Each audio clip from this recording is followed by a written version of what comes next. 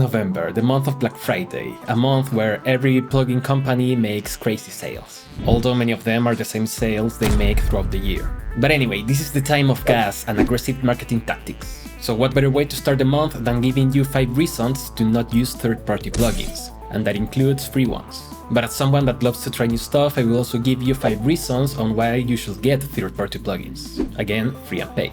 So the most common reason to not get third-party plugins is this. Stock plugins are more than enough to give you almost everything you need to make music.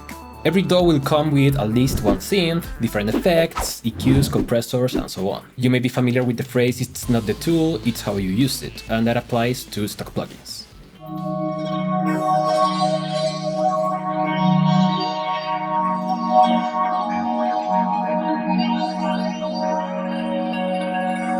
Not only that, if stock plugins are not enough, many DAWs will have an advanced environment where you can build anything you want. I'm thinking about Bitwig's containers or the Thrid, and also about Patcher on FL Studio and Max for Live on Ableton. Now, you could say that a while back, stock plugins were considered not to be good.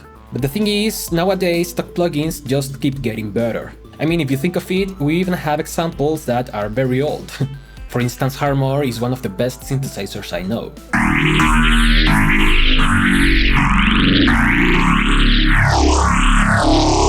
But going to present-day examples, well, the EQ from Studio One now has dynamics, and I think it has linear phase options. In the case of Bitwig, they just added one of the most advanced compressors I've used. And the list go on and on. Not only that, if your thing are analog emulations, well, many of those have been creating their own. Some are good, some are not the best, but overall they do a great job. Speaking of which, how many EQs and compressors do you really need? As someone with ADHD, I sometimes freeze thinking about which channel strip should be the best for the sound, or which synthesizer should I use, and even which type of reverb is the best for what I want to achieve. So I'm making an effort to use only my truly favorite third-party plugins, and if I can use stock plugins or stock devices, I will use those. Now, that doesn't mean that you need to get rid of all your third-party plugins, but it's true that sometimes we forget how useful stock devices or plugins are. Now that I mentioned that, you could challenge yourself to use only stock plugins, because limiting yourself does wonders for creativity. When you don't have all the tools you think you need, you start thinking outside the box. For instance, I made an infiltrator replica inside the effects grid in Bitwig because I challenged myself to make a multi-effect step sequencer only using stock devices. And honestly, it works crazy good.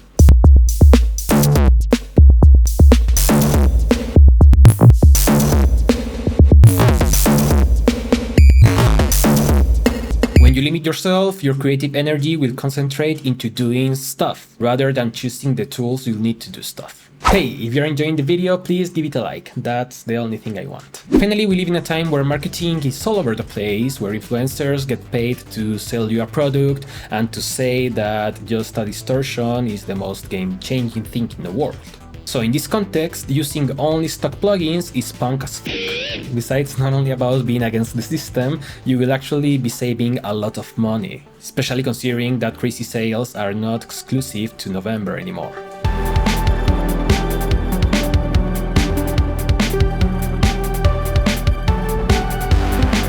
Now, with that said, there are in fact some good reasons to actually use third-party plugins, paid and free of course.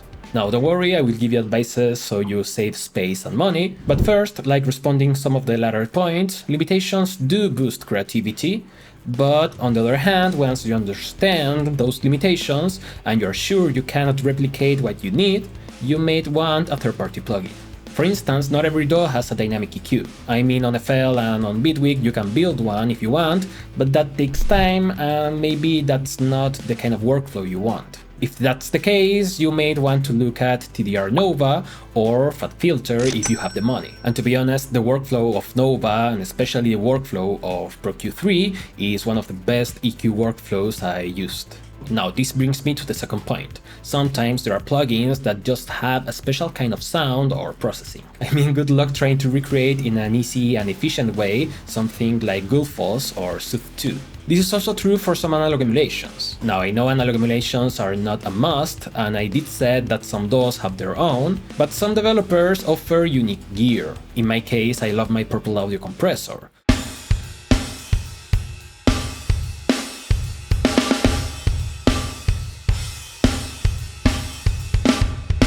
or diva for that analog synth kind of sound.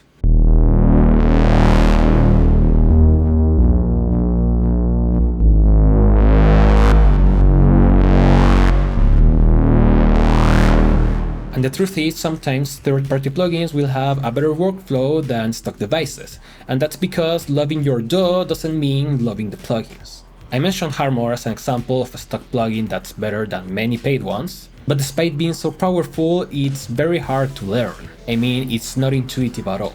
Other example is how in Bitwig, Ableton and FL Studio, you can actually build very complex stuff. But if you are like me, you also like having everything in plain sight. And with these other workflows, almost everything is hidden between all the routings. On the same vein, I know some analog emulation lovers will find differences between developers. For instance, I know many people that will prefer other emulations of the Pultec rather than one that comes with Studio One.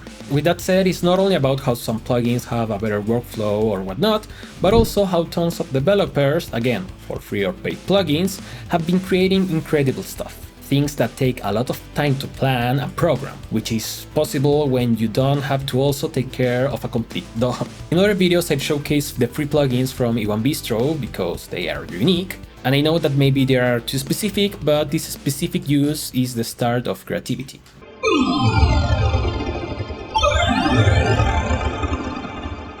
All of these are really fun plugins, and getting new plugins is just fun. Now again, try to avoid cluttering. Sometimes just test a plugin to see if you like it or not, or just to have fun for a moment. But the thing is, testing plugins, checking new workflows, new ways of creating sounds, and maybe finding replacements for other plugins, it's something that I find really fun. But of course, to not get lost on the gigantic plugin universe, and also to save money, I want to give you two crucial advices. Always, and I mean always, demo a plugin first. It doesn't matter if someone you trust with your life said that that plugin was the best. Check if it has a trial, and if it does, test it for as long as you can. Not only that, also consider checking out if there are free alternatives. Sometimes they are better. Because of that, the most important piece of advice is to not lose your focus. I'm sure your goal is not to collect plugins, but to make music you love. So what I wanted to say was, don't get new plugins. Or get new plugins, I don't know, I'm not your boss. Now, being serious, there are reasons to buy or not to buy, and at the end depends on your needs. So of course, be true to yourself, and the next time you want to get a new plugin, consider if it's something that you really want. Thank you so much for watching, I will see you next time, and bye bye.